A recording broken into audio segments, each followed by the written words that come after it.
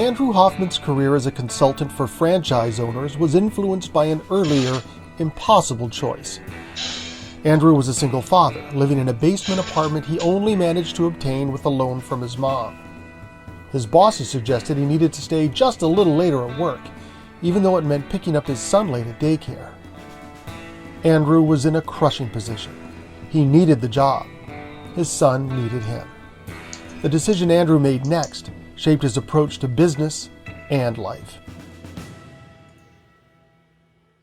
Hello and welcome to the Business Heroes, a show where we talk to business owners about their personal journeys into their careers. I'm Craig Colby. I own a storytelling company called Colby Vision, and right with me now is Andrew Hoffman, owner of My Franchise Partners, where he helps people start franchises. Welcome to the show, Andrew. Thank you, Craig. Good to be here. I appreciate it very much. Yeah, I loved talking to you in our pre-interview, and people are in for some fabulous stories and fabulous perspective about businesses. But first, let's talk about your company now. What do you do now with My Franchise Partners? With My Franchise Partners, to parse it down, I educate and guide people through the franchise application and acquisition process. And your whole career has led up to this. You've had a variety of fascinating jobs in different aspects of business. And we're going to talk about the personal side that we alluded to in the opening in a little bit. But first, I want to talk about the experiences you've had in your professional career, starting with working on the pipelines out in Alberta. What did you do out there? Well, there we averaged about 10 hours north of Calgary. And probably 30 days, I worked 28, 29 days, averaging 14 hours a day, all kinds of weather down to 40 below or 40 above. And what I learned there was how to mentally and physically handle myself in isolation with hard physical labor, tremendous fatigue and hard situations. This was a mental exercise more than physical that got me through that. And why did you leave? I mean, it seems obvious from what you said. Well, it's 14 plus hours a day and 30, 40 below weather. That's not something you think of doing for 30 or 40 years of your life. So it was a process to go in, learn some things, make some money, and then come back to Ontario and progress the next stage of my life. And what was the next stage of your career? What did you do after that? When I came back from the pipeline, I tapped into my skills and experience, which guide what I do today with people I work with, and what did I know and what could I do?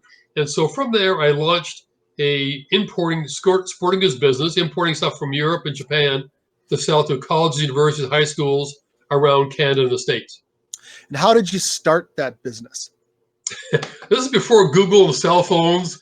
I didn't know what the internet was back then. Couldn't even spell Google, give me half the letters for it. So there was a firm in Toronto that kind of catered to this market, but didn't do it very well, in my opinion. So I went and talked to them a few times, visited them, and I used an excuse to go to the washroom at the back of the warehouse. So going to the washroom at the back of the warehouse, I'd memorize 3 or 4 or 5 labels on boxes, and then go to my car, run in my arm as fast as I could, and then I said if I forgot something, go back in and say, I forgot something, and correct it, and the way I'd go. I did that for 3 or 4 visits, and I was off to the races.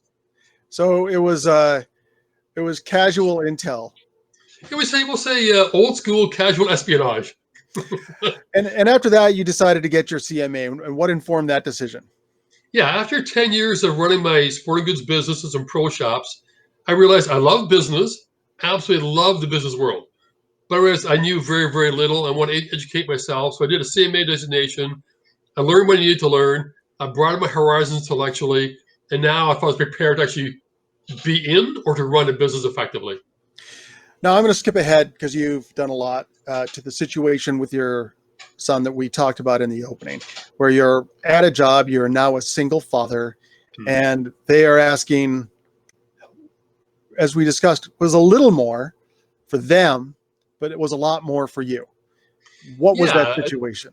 There's always people who have challenges as parents who have children, but until you've walked down the road of being a single parent, mother or father, you truly don't appreciate the challenges that you have. So my son would be one of the first ones in the pre-care and always the last kid out of the aftercare program, which drove me crazy. And the aftercare sometimes would charge me $5 a minute when I was late, which is pretty expensive. This particular employer said leaving at 5:30 was a bit of a problem. I said, well, how late should I stay? So I stayed later a few days after that and realized everybody left 5 minutes after I left. So I was getting a hard time over 5 minutes. I realized, you know what? This is just not going to work. Intellectually, emotionally, it won't work for me. I have to make a decision. It's going to be my son, period, or a career, period. With this employer, it's not going to work. So we parted company and went a different direction. And how important was that job to you at the time? Oh, well, as a single parent with no financial support or time support from anybody in the family, or his mother, it was critical. Like every dollar spent in our household came from my effort, so it was critically important to manage it myself and to pay attention to the long term, but not sacrifice my son in that process. And so that's how difficult was that decision? Well, I picked up my son. My son's a great kid then and now, and we talk. We talked from the day he was born. We discussed everything. So communication is pretty key to success, I believe. Everything you do, you can't start late. You got to start at day one. So we talk with them, intellectualize the process. I told him the landscape, and every day I'd pick him up, and I'd come into the daycare center. I come in the door. I would yell his name out loud, and he'd call back, and he'd run down the hallway to me, jump in my arms. I'd fall back on the floor, be dry floor, covered in snow, mud. I didn't care. We'd fall back on the floor, lay on my chest. We'd talk for a few minutes, hug, kiss, say, I love you, Dad. How's your day? How's your day, son? Up we get, and we go. And the counselor said that nobody in the place had greetings like we had between his son and I. And so it was critical. My focus was long-term for my son, my short-term pain for his long-term gain, and set him up for success in life. That's always the goal. What can I do for him that make it work for him, make it pain-free for him as much as possible? Well, that's admirable. I know when I've dropped off my sons, we each have our own handshake that I made sure we did every time. And we had a routine where I would walk out and then turn around and my son would run up and jump on me. And there was one worker who said to me, he said, listen, I grew up without a dad. And what you have is special. It's a lifetime bond that even today, my son's in university, third year at Mac, and we talk now 5 hours a week about really important stuff in life. And so it's that's him there playing for a Mac in a tournament in his first year. So it's a bond. It stays with you for life. And it's important to do. My view of being a parent means that the second he was born, I agree to sacrifice personal things I want in life. That's just my sense of values. So obviously you quit the job. You made a very high quality value decision. You got another job because you're both here. Yeah. When you got into a more senior position and you started hiring, how did the decisions you make affect how you hired people and what questions you asked them? I looked at everything through my life as a young single adult, and in particular as a parent. My son is a single parent. My sacrifices, challenges I had financially, emotionally, intellectually with my son, time management stuff. I was kicked off at the bench, assistant coach for a hockey team. So I always got a bit late for the practices, all these things. And so I interview people for senior management jobs, regular average jobs as a clerk or receptionist, and we have a big interview. And I said, one more question for you. Just one more question, please. If you bear with me for a minute. I say, you have children? Say yes. I said, hypothetically, you have a school concert at 3:00 on a Thursday afternoon. You have a project due for work Friday morning. What are you going to do? And they invariably would say to me, well, I'll call and I'll have to miss the concert. My child will understand. I'll get the work done. And I tell them, wrong answer. If you do that, I will fire you. The ship will sail. We have all these oars in the water. We're a big ship. We have a collective productivity here. We have a collective strength about us. Your one oar will be missed, but the ship will still sail. You will attend your child's concert, game, whatever it is, and then on Friday, you come into work, you'll tell me all about it. So I want to hear what's going on in your life and make sure we're addressing your life effectively so you're a happy employee. So if you sacrifice family for this job, I said, I promise you, I'll find a way to fire you. That's not the right answer. family first. And what effect did that statement have on the people you were interviewing? Most people looked at me in shock and said, "Are you serious?" I said, "I am drop dead serious." And I tell them, I say, "Okay, well, this is my story. These are my challenges. How can I empathize with you and your challenges? I expect my challenges to be addressed effectively." I said, that can't happen. So I need to pass on to you to pay it forward. What I can do now, I'm in a position of authority, that I can do that kind of thing. So people were shocked. And people I talked to were headhunters. I discussed that with them, looking at hiring people through their agencies, and they'd all express shock and say, "Really? You really do that?" I said, "100%. For everybody in the company. I don't care what the role is. Doesn't matter." And once you told that story to them, how many changed their mind? Quite a few. I think I think a lot of people who are on the fence, about the compensation, whatever it might be, the job itself, location, and what all those sort of important details. People tell me that was a major factor. They realize all of a sudden they miss their kids' concerts for 2 or 3 or 4 or 5 years. All of a sudden now they go home and tell their family, "We don't believe what happened today." Say, "What happened?" Mom or dad say, "I met this guy in this interview. We didn't believe what he said to me." And so they come and tell me these stories and said, they're supposed to say, "Are you nuts? You take the job right away, or what'd you do?" So it was always very positive, very surprised, and people learn my way of thinking. They come and see me and say, "You know what, Andrew? I'm running late for the next few weeks coming to work because I got this and that with my child. Is that okay?" So out of 50, 60 employees, we essentially personalized their hours to a certain extent for each person. Everybody was very happy, but they were ecstatic about it, and it was a very open conversation. When I worked at a company called High Fidelity HDTV, it was always like that. I ran it that way for the people who reported to me, and I was lucky because the people I reported to felt exactly the same way I did, and very few people left that company. It was the happiest place I ever worked, and people would run through a wall smiling for you when they knew that the company was willing to put that much back in, that they realized family was first. And there's another woman I talked to who has her own marketing company. And when she went to work for a company, the last thing the owner of the company said to her at the end of the interview is, "Well, we're going to give you the job if you just remember one thing. If something comes up with your family, it's family first." She couldn't believe it. It's amazing how much of a difference that makes. And it shouldn't be. 100%, Craig. After a certain period or a certain point, the amount of compensation someone receives becomes secondary. What they want is fair compensation to dress their family, be treated well. It's a soft type stuff that really makes the day. That makes the culture of a company. People feel united. They're all in the same boat together, literally speaking. Money can't buy that kind of stuff. Even if you make $10,000 more annual salary, you're still stuck there, missing all your child's growing up experiences. That's 10K isn't buying that back for you. It's gone. Yeah. Right? Yeah. I mean, there's a very famous business study that talks about money and work, and that money really only matters until you've got certain needs met. And it can make you, not enough money can make you unhappy, but more money doesn't actually make you happy in the job. There's a place I worked at years ago as a controller, and we got our ISO certification.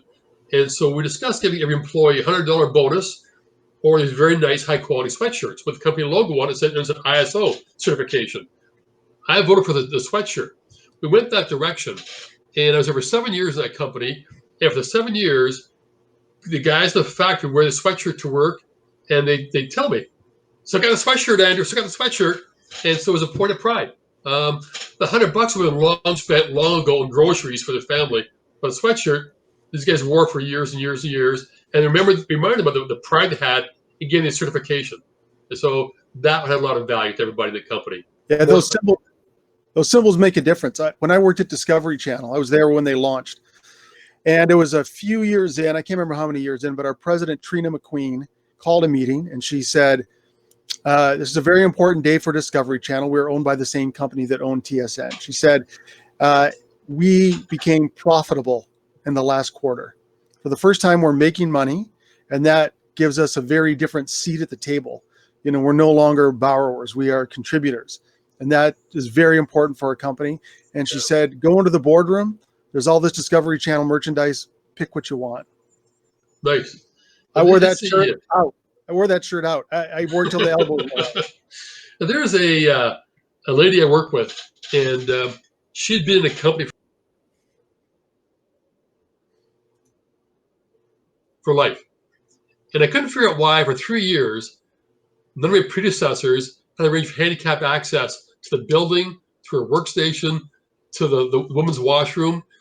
And so I asked, I said, well, what's up with this? Why is this? Is there a reason I'm missing here somewhere? It's some obvious thing that just kind of escaped me. And so I talked to her, and with her, we got all the handicap access she wanted and needed. I gave her the choice of paint, the washroom, her choice of colors as well. And what happened was, very quickly, word percolated through the company. Everybody got involved, helping her out to pick the right stuff, the right choices, the height for the buttons.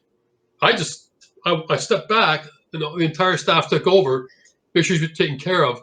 That had legs on it for years with people in the company. It spoke volumes about corporate attitude and sense of values and whatnot. Now, tell me about that company. We discussed it in the pre-interview. You came into that company. I believe it was a cosmetics company, correct? That's actually a research company doing consumer research. Mm-hmm. Yeah, and they've been around for 20 plus years. When I came in the scene, sales were declining at a precipitous rate. They had high turnover, a lot of unmotivated staff, bad attitude. People hadn't had a raise of any sort for the better part of 7 years, many of them, some were 3 or 4 years. There were no company benefits in place. My handicapped friend had issues as well. So when I came in, again, looking from my perspective as a single parent, what do I need as a family member? I brought in a benefits package for them and covered all the full-time employees, included things like counseling, which is totally, in confidence with counselors and whatnot, and all the typical type stuff, and looking at that. And the owner of the company said, we can't afford that. I said, we can't afford not to do that. Of course we'll do it. So I said, tell you what we'll do. It's too expensive. We decide we can afford as a company. And whatever the difference is, I'll pay for it personally. We have to have this. Has to be done. So the way it worked was that every year at year end, I met the provider, went over all the programs. If we felt there's things like massage, chiropractic, counseling, whatever it was being used that we thought could or should be used by the demographics of our staff population, I called a meeting. I asked everybody, said just to remind you, you're aware we have all the stuff right here that's available to you. What I don't understand is on our age, our average age, or average number of kids in their families, why you're using these parts of the package. So do you understand the package? If you don't, I'll bring in the representatives of the firm and explain to you again to make sure you're using it effectively. There was an older lady, worked for a number of years. She worked for full time, where she got the benefits, doing part time, and being sort of semi-retired more or less to take care of her husband who had cancer. In making that change, those hours, and cutting back on her engagement in the company, she would have herself voluntarily removed herself from the benefits package and would have put her in a pickle to pay for his medication. I stepped in and I ensured her status remains a full-time employee, and so she remained getting prescription drugs and other treatments for her husband. Didn't tell anybody, just did it on the sly, so to speak, or down low, and made her life a lot better in the waning years of her husband's life. To me, those kinds of things are more important to finding a company or an executive than the money you make, your bottom line, what you pay people. That's what kind of gets you from, I make $16 an hour, or I can go there for $17 an hour, but I can stay here for $16 an hour because it's a better place to be long term. It's a family type thing. Yeah, there's a lot of people who, in my past leadership roles, when they've looked at their staff as, as a resource, which it is. But, yep. If you're in a company that has machinery, you maintain the machinery. If you don't maintain your most important resource, which is your staff, going to have a bad company. You're going to have a bad machine. And, my wife has been in management positions too. We've talked about the difference between a good manager and a bad manager is 5%. It's 5% effort. It's 5% sending that extra note. It's sending an email to your employee about what a great job they did and copying your boss. Yep. The investment that you put into those, and benefits isn't a small investment, but huge dividends, huge rewards. There was a gentleman who worked in maintenance at a place I worked at years ago, and up to the payroll, he was making astounding income, regular salary and overtime. And I asked him, I said, like, how can you work those hours? You're married, you have a couple of little kids. And he commented that so it's very difficult in family life. He missed with his kids. He's back in the factory most nights of the week after his regular day shift. And I said, well, why don't we fix that? He said, well, we can't afford to bring in the contractors. Forget the contractors. So I looked at the contractors we brought in, identified the main resource we needed, created a profile of the employee to back up the main maintenance guy. We went and got that ticketed person to fill in. And I asked them, before we did that, I said, you're going to lose about 20K income by hiring this person in and losing the overtime. So it costs us more than that getting him in, but we'll reduce your overtime, reduce the contractors. For us, it balances out. But you're going to lose about, say 15, 20K income in a year, but you can pick him in the family side. We discussed that for a month or so. Just in his office, we have a cup of coffee together, talk about family values, life, doing these with his children and whatnot, see them grow up on a regular basis, dinner with the family, watching the movie with the kids when they're young, like Thomas Train or whatever kind of stuff. And I said, what do you want to do? It's up to you. Then he, so he came around and he said, you know what? Let's get it done. So you're sure? You can tell your wife you just killed 20K off your paycheck this year. Said, you can do that with a smile on your face. He said, she'll be happy. I said, perfect. We brought a guy in. He's part of the hiring process. Make sure they got along because it's important. The guys got along great, and it worked out perfectly. Now, the reason we spent so much time talking about this stuff is you are helping people start businesses. That's what you're doing with my franchise partners. And of course, you have to have all the business skills with reading spreadsheets and knowing how to get money and all of those things. When you are assessing someone to work with, how much of the value system that you've put into these other businesses do you discuss with these franchise partners? Oh, substantial. So this 5 basic criteria I use to analyze or review anybody is skill, experience, passion, desired lifestyle, and financial strength. So the skill and experience part is what you have. How'd you get that part? How'd you come by all that? And we're talking about the values. So people talk about a business for a single mother, single father, family issues, time management. So with my experience as a single parent in developing an executive role to the pinnacle in different companies, I talk that exceptionally well. My son played AAA sports. He's an all-Ontario athlete, all-Ontario scholar. Those don't happen by accident. They happen by design and effort. So I can talk to those sort of things, people, and say, well, you know what? Here's the business as you see it. Here's how you run it as you see it. I have some sort of nuance information or guidance for you to help you run it better. Those sort of tricks of the trade, so to speak, and whatnot. And that becomes a very big part of the discussion.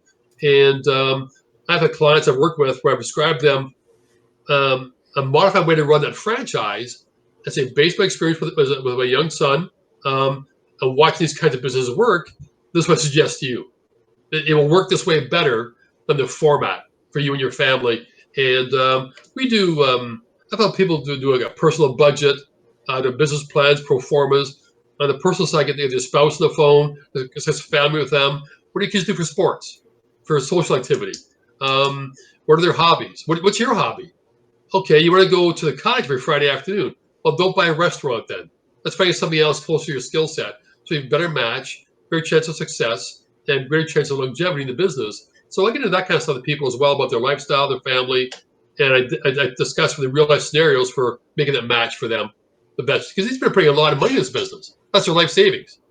What else goes into a match? Well, it's sort of it's what do you want in a life? Where do you see yourself? Do you want to retire in 10, 20 years? Right? So I ask people sort of put the hat on, so to speak. So you're going to buy this franchise. and don't look at a fad or what's a trend right now. Look long term. What have you done? Build on that thing. So you're currently frustrated. Yeah, you're frustrated today, but if you redo your job today, what would it be? Okay, so you can't do the job, but if you can redo the job, okay, now you know what then? Let's go find that for you. And so then I will, for them, say, what's your budget? Then I'm going to try and find you um, caviar on a peanut butter budget. So we'll negotiate the deal for you, territory, royalties, training, whatever it might be for you. Make sure the training is there. Um, you need immediate cash flow. Okay, we figured that part out for you, how to make that work for you as well. The transition from your current paycheck to when you get a new paycheck in a new business, how are you going to manage that? I asked them, if you take this business on, and let's say worst case scenario, you have a COVID, for example, okay, or construction on your street in front of your building, or a tornado, knocks the power lines down for a month, or an ice storm, whatever. Can your spouse put food in the fridge, feed the kids, and maintain their activities for 1 month, 2 months, 3 months, six? What is it? How many months can they maintain the activities? How close are you to that? And then, okay, you know what? Let me figure out what you need. Maybe enhanced marketing strategy, whatever. I'll bring to the table for them a lawyer, an accountant, a marketing person, SEO type person, wherever they need, help them get off their races faster than they expect. They make sure they're totally comfortable as well. So for anybody who's thinking of starting a franchise with no experience, and they are intimidated by the prospect from both a business point of view and also it's going to blow up and destroy my life while I'm doing it, you'd be a pretty good person to talk to about those things. Yeah, it's I ask people. I have a humor along the way as well. I make things sort of a little light. It's intense. It's hard. Big decision. I ask people, what's the biggest check you've ever signed in your life? Right? Aside from your home or your car, what's the biggest check you've cut in your life? Okay, great. What's the biggest budget you manage in your life? Okay. What's the biggest number of staff you manage in your life? I said, it's okay. So I tell them, so what scares you the most? Is it the size of the number, the size of the staff, size of the opportunity? And so I tell them about my background a little bit, what I've done. I tell them, after a while, it's only numbers. It's just the same principles apply. So based on my background, I say, you know what? Let's do this deal if you're comfortable. And based on my background, would you feel comfortable if I called you once in a while, or you call me when you need it to be, and I gave you free consulting for the next 10 years? Would that help you out? The answer is always a yes. I said, you're having trouble, you're challenged, you pick up the phone, you call me, anytime you like, for the next 10 years, I'll help you fix your problem, free of charge. And so how many franchise owners are you working with? Oh, okay. There's quite a few dozens, let's say dozens right now. Right now I've got some really great ones in the works right now. I have a guy, a couple of guys coming from Dubai, from India. Some really great, interesting opportunities. I have a franchise I've helped build to become a franchisor in Texas. We're with a guy in Canada wants to launch a quick service restaurant franchise, and a guy in the senior care of New Jersey as well. These are the other side of the coin, build a franchise model. But it's probably, I say, on a regular basis, I probably have active files in the 10 to 20 range, people looking to buy a franchise any given time. Well, Andrew, I got to tell you, I love your story. I love what you've done for your family. I got to tell you, I like the cut of your jib. If I was going into something like this, you would definitely be the person I'd come to first. I love when it starts with values, because that's who you are, and that's who your company's going to be, and that's going to determine not only who's going to work for you, but how they're going to work for you. But I appreciate that. People can start anywhere. They have values. They work hard. Pay attention. Think about it. Ask for expert help when you need it, and don't take advantage of people along the way. Be open and honest with them. Things will work out for you. Well, I appreciate that. Thanks very much. That's it. I think you are a true business hero. We need more people like you out there. And thanks very much for joining me today. Thank you, Craig. My pleasure. The Business Heroes wants to hear your story. Contact me at craig@colbyvision.net. I guarantee your story will sound epic with this cool music underneath it. Colby Vision can help you find and share your story. Writing, video, we do it all. We can also show you how to do your own simple videos and teach you how to do interviews for a podcast. Thanks to Dave White for the editing, Tim Vesely for the music, and Kevin Francisco for the graphics. And thanks for watching The Business Heroes. We'll see you next time for another exciting adventure.